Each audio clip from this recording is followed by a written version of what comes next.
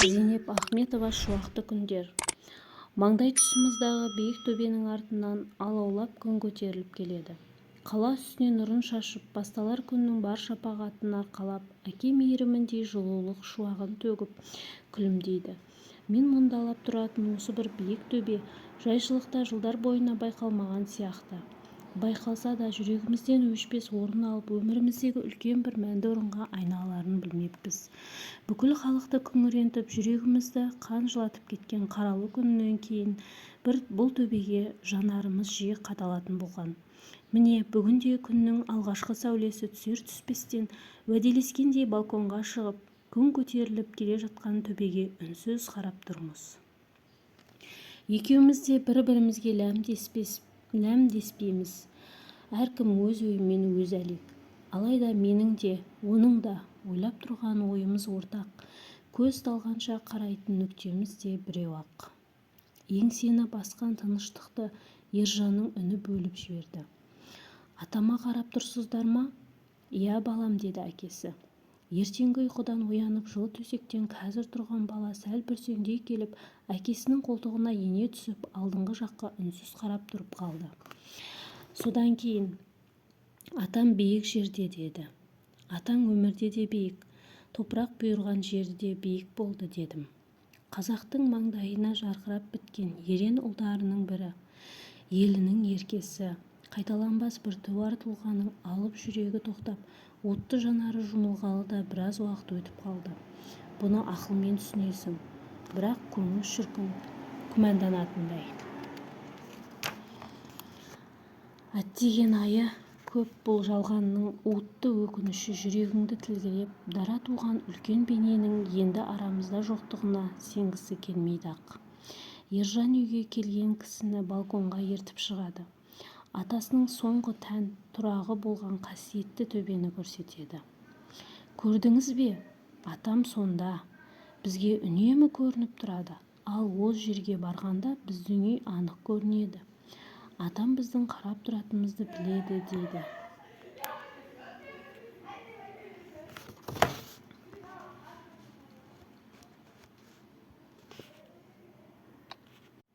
Олай емес екенін түсінбейтін, есі кірмеген кішкентай сәби емес. Бірақ табиғаттың бұлтартпас қатал заңымен, тағдырдың өзіне істеген қиянатын әлі де болса мойындағысы келмеген бала жүрегінің бұлқынысы еді бұл. Өзгені де басқаша түсінуге, басқаша сендіруге тырысады. Бір емес, екі емес, жиі қайталайтын осы әдеті жүрегіңді жаншып тастайды. Өзім жай бір рахат ести алмаймын. Bir жолы шыдамым таусылып, Ержанды бауырыма қысып, еңіреп жылап жібердім. Ата бізге жоқ енді, түсінесің бе? Ешқашан оны көрмейміз. Ата бізді көре алмайды, дедім көз жасыма тұншығып. Бала үнсіз қалды. Мен құсап егіліп жылаған жоқ, тек атасына тартқан қасының арасы түйіліп, бетіме суық көзбен қарады. Мама, жоқ деп айтпаңыз, деді дауысы дірілдей шығып. Төбемнен біреу соққандай есеңгіреп, не дерімді білмей қалдым. Бала ойының бекем шындығымен үлкенге тән салауатты сөзіне бірден жауап бере алмай әлсіздік көрсетіп, бордай езілген дәрменсіздігіме ерінімді тістедім. Ойлап қарасаңыз, баланың айтқаны жай қиял арман емес.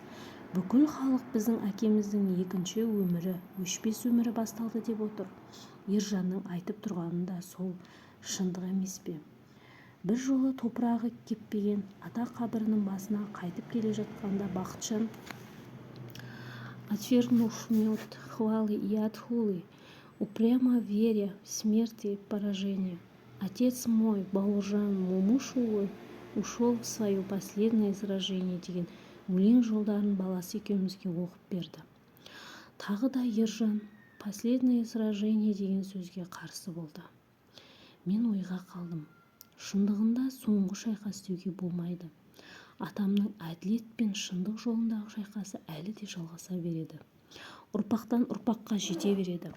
Мансапқорлық, екі жүзді жәдігөйлік, тоғышар көлгірліктерге қарсы ұстанар әділеттің алмас қылышы болып таныла береді. Бақытжан ақын емес, бірақ сол бір шумақ өлең шынайы сезім мен перзенттік тебіреністен шығып еді. Мен үйге келген соң әлгі жолдарды қағазға түсірдім. Өйткені жүректі жарып шыққан әрбір сөздің өзін бағалауды, оны сақтауды маған атам үйреткен. Атам бізден бөлініп кетерінде архивін өзіме аманат еткен болатын. Сонда былай деп еді: балам, қазақта шаңырақ деген өте ертеден келе жатқан қасиетті сөз бар. Оның негізі әкеден балаға, ұрпақтан ұрпаққа қалып отырған шаңырақтан талай түтін шыға әбден ысталып көпті көрген деген ұғымнан шықса керек. Мына өзіміз отырған пәтер үкіметтің жасап берген баспанасы болғанымен Ержанға қалатын Момышұлының қара шаңырағы. Менің ұрпағым осы үйде, деп сәл үндемей қалды да сөзін қайта жалғады. Мен дүние жиған жоқпын, бірақ кедей емеспін. Менің қазынам тірнектеп жазған қағаздарым. Халықтың кәдесіне жарап, біреуге ой салып, біреуге өнеге болып жатса, одан басқа байлықтың керегі не? Сол жазбалар осы қара шаңырақта қалады. Сақтаушысы сен боласың. Өзің ошағын ұстап дастарханын жайып отырған бұл үйдің босағасының берік маңдайшасының биік боларына сенімім зор. Сондықтан саған тапсырып отырмын. Бірақ менің рұқсатымсыз бір жапырақ қағазды біреуге ұстатпағын. Алда-жалда қажет болып жатса хабарды өзім берем. Қай жазбаның қандай жерде екенін жақсы білесің. Қайталап айтам, менен сұраусыз бір адамға беруші болма, ұқтың ба, деп еді. Мен атама берген уәдемді орындадым. Өзге тұрмақ жалғыз баласы Бақытжанға да ақтартпадым. Кілттеулі күйі тұрды. Атам да маған берген бұйрығын өзгертпеді. Бөлек тұрған жылдарында бір рет сұраған жоқ. Сол сенім артқан күйі өтті бұл өмірден. Міне енді басқа түскенге көніп, өзекті тіліп өткен қайғы отты саябырлай түсіп, шексіз сағынышқа ұласқанда атамның қағаздарын парақтадым. Қарап отырып, оның жалынды да жаралы жүрегінің лүпілін естуге тырыстым. Топ алдында толғасы оқшау, асыл бейнесін елестете отырып, биік ойларын тереңірек түсінуге, қайсарлығы мен шыншылдығын тани түсуге талпындым. Түсінген кісіге атам жазған бір жапырақ қағаздың өзі біз үшін әкемізбен кездесу, үнін естіп өсиетін тыңдау емес пе? Әсіресе менің көзіме оттай басылатыны өзімізбен бірге тұрған кездегі жазбалары. Ол жылдар Момышұлдарының әкесі, баласы, немересі болып басы бірігіп бір шаңырақтың астында тұрып, бір дастарханнан ас ішкен берекелі жылдар еді. Талай қиындығына қарамай өзара түсініскен, өрелі ой, аталы сөздер айтылған табысты жылдар еді. Өзім үшін тіршілігімнің мәніне өшпес өзек, жарық сәуле болып тартылған өмір мектебі болған жылдар еді. Өкінішке қарай құстай зымырап өте шыққан қанатты жылдар-ай. Атамның бір папкасынан қағазға оралып, сыртынан жіппен буылған көк конверт таптым. Көзіме ерекше көрінді. Ашып қарасам, кәдімгі уақыт тобы сарғайған сәлем хат екен. Полевая почта станция, Стрелковый полк, 1 отделение, батальон, старшему лейтенанту Бауыржану Момышұлы деп Алматыдан жіберілген. Хатта Бақытжанның дүниеге келгені хабарланып, әке болуымен құттықтап, жеңіспен оралуын күтетін тілек айтылған. Мен осы бір жапырақ қағазды қолыма алып қарап, миллиондаған ер азаматтың басын жұртқан қанды соғыста қалай жоғалмай сақталғанына таң қалдым. Одан кейін де атамның алдында сайрап жатқан даңғыл жол болмаған. Бұралаңы, бұлтарысы көп өмір өткелдерін басынан кешкен. Соған қарамай перзентінің дүниеге шыр етіп келгенін хабарлайтын бір жапырақ қағазды бұл күнге дейін жеткізуі әкелік үлкен жүректің сырт көзге ашық көріне бермейтін мейірімнің айқын белгісі екенінде дау жоқ еді. Мына бір папка басқаларға қарағанда жап-жаңа. Мектеп оқушысының дәптерлерін салатын қатты қағазды 4 бұрышты жіппен байланатын папкасы. Сыртында Ержан Момышұлы 3. Сохраните это в его личном архиве. В будущем скажет свое слово, деп атамның өзі жазыпты. Папканың ішіндегілер Ержанның шатпақ жазулары мен шимай суреттері екен. Әр қағаздың аяқ жағына күнін, айын, жылын ата өз қолымен жазып отырыпты. Сәби қиялынан шыққан сурет жазулар әртүрлі уақытына қарай өзгеріп отырған. Тек атасының ешкімге ұқсамайтын қолтаңбасы ғана өзгермеген. Енді бір дәптердің бетінде немеремнің анасы айтып берген Шеген бидің келінінің жоқтауы деген бір шумақ өлең жүр. Неменеге байланысты айтқан едім деп ойландым. Бірден есіме түспеген соң өз қағаздарымды ақтара бастадым.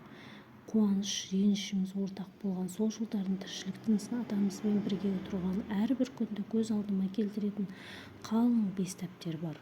Ол менің күнделік жазбаларым. Дәптерлердің жазылуына атаның өзі тікелей себеп болған. Бір күні Ержан ұйқыдан ояна салып атасының бөлмесіне кіріп кетті. Бір нәрсе жазып жатса бөгет болады-ау деп артынан барсам, Ержан көрген түсін айтып жатыр екен. Өзі түс көргіш, күніне қанша рет ұйықтаса сонша түс айтады. Атасы да жалықпай тыңдайды. Кейде көрген түсінің аш шекше шұбатылып бітпей қоятыны бар. Бұл жолда менің кіргеніме назар аударған жоқ, соғып тұр. Атам кіргенімді байқады да қолымен сөзді бөлме деген белгі берді. Содан келе жатсам, үлкен бақта алма, алмұрттар өсіп тұр екен. Алмұрттар электр шамдары сияқты жарқырайды. Мен келе жатырмын. Үстіне сауыт киген, кеудесіне қалқан ұстаған, қолында қылышы, қалтасында маузері бар. Басына қызыл жұлдызды алтын каска киген. Бетін көре алмадым. Сіз оны танымайсыз ба, ата? Деді Ержан, түсін зорға аяқтап. Сенің түсіңе жиі кіретін батырлардың қайсыбірін тани берем. Ол өзіміздің советский батыр ғой. Онда танып қалуым мүмкін. Ол кім? Атасы сәл ойланғандай болды да, ол Митя Снегин деді. Анау күні үйге келген орыс атама оның маузері бар ма? Маузері есімде жоқ, бірақ пушкасы болғаны анық. Пушка қалтаға симайды ғой, деді Ержан, тауып айтқанына мәз болып. Пушканы арнайы сүйреп жүреді. Ал қылышы болды ма? Болды. Онда мен түсімде көрген батыр расында орыс ата екен, деді Ержан сеніммен. Бәсе, айттым ғой, Митя деп, деді атасы немересінің сенімін нықтап. Неменеге орыс ата алмұрт күзетті ме? Жоқ, жарықты күзеткен. Сіз ше? Екеуміз бірге болғанбыз. Мен қараңғыдан қорқам, жарық болғаны жақсы. Жарайды ата, мен енді папамды оятып түсімде батыр көргенімді айтып берейін деп Ержан әкесінің бөлмесіне кетті. Мына әңгімені бағанадан бері тыңдап тұрып, енді кете берген мені атам тоқтатты. Устами младенца глаголит истина деген сөз бар. Сен мына Ержанның күнделікті іс-әрекетін, айтатын әңгімелерін сол қалпында жазып отырғым. Бұны айтып отырғаным бақыттың аудармаларын қоспағанда өзінің де кітабы шықты. Байқауымша жұртшылық жаман қабылдамаған сияқты. Ол туралы рецензиялар жылы жазылды. Қойдың бойында арқардың қаны болмаса тастан ырғымас еді. Осының жазушы болатын сыңайы бар. Сонда сенің жазбаларыңның үлкен көмегі тиеді, деді. Атамның дуалы аузынан шыққан сол сөз шындығында айнымай келді. Бақытжанның балаларға арналған «Тихие голоса», «Я еще ребенок» деген 2 кітабына Ержан туралы жазғандарым шикізат болды. Мен атамның жаңағы тапсырмасынан кейін неге өзі туралы қағазға түсіре бермеске деген ойға қалдым. Бұрын да үзіп-жұлып кейбір әңгімелерін жазып қоятынмын, енді күнделікті көңіл бөлуге бекіндім. Не жазам деп қиналатындай емес, мүмкіндігім көп еді. Үйімізге де неше түрлі адамдар келетін.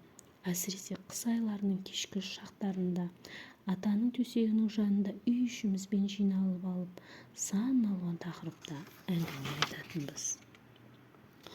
Атам деген тірі тарих, шексіз шежіре еді. Сол әңгімелерді әйелдің өмірі бір бітпейтін үй шаруасының арасында кейде асығыс, кейде толық, шамам келгенше қағазға түсіре бердім. Атам бұл жазбаларымды талайға дейін білмей жүрді. Бір жолы кешкі ас үстінде Бақытжан құпиямды айтып қойды. Ащы қауыз жұбайымды сол минутта атарға оғым болмады. Неге десеңіз, ата бір ісіңді ұнатып мақтап отырып, іле-шала өтің жарылып кетсе де басқа ісіңнің тасталғанын шығарады. Прекратить безобразие деп зекіп тастар ма екен деген қорқыныштан бір уыс болып бүрісіп басымды көтере алмай төмен қарап отырып қалдым. Менің жермен жексен болып қалған бейшара қалымды атам түсінді білем. Баласына қарап: несі бар? Жазғаны жақсы, жаза берсін. Өзгелер сияқты сырттан іздеп келіп, қаптатып сұрақ қойып, айтқаныңды қағазға түсіріп жатқан жоқ. Атасы көз алдында, ашты алақанында, жұмса жұдырығында бар болмысымен жатыр. Шүкіршілік, мен туралы көп жазылды, бірақ олар мені момышұлының келінінің көзімен көрген жоқ. Ол мүмкін емес те. Естелік дегендерді әйелі, ұлы, қызы, туған-туысқандары, үзеңгілес жолдастары жазу ертеден келе жатқан дағдылы дәстүр. Ал келіні жазғанда өз басым әлі кездестіргенім жоқ. Так что это только твоя привилегия, доченька, деді мен жаққа бұрылып. Қарапайым жазбаларымды естелік кітап етіп шығарам деп ешқашан ойлаған емеспін. Ержан үшін, өзіміз үшін жазатынмын. Атамның естелік туралы айтқан сөзінің байыбына аса бара қоймадым. Әйтеуір дәл сол мезетте өзіме ренжімегеніне ғана іштей қуандым. Көңілім сабасына түсіп, батылданып, жүзіне тура қарағаным сол еді. Саласы ұзын қолының сұқ саусағын тура көзіме безеп: ойыңнан ештеңе шығарма, деді дауысын көтеріп. Өз көзіңмен көргеніңді, өзіңнен естігеніңді, одан түйген ойыңды жалтақтамай жасырма, ашық жаз. Жылтырақ сыр жағып, әдемілейін деп әуре болмағым. Содан кейін орысша айтқанымды орысша, қазақша айтқанымды қазақша есіңе ұстап, сол күй түсіруге тырыс. Мені аударам деп қара тер болмай-ақ қой.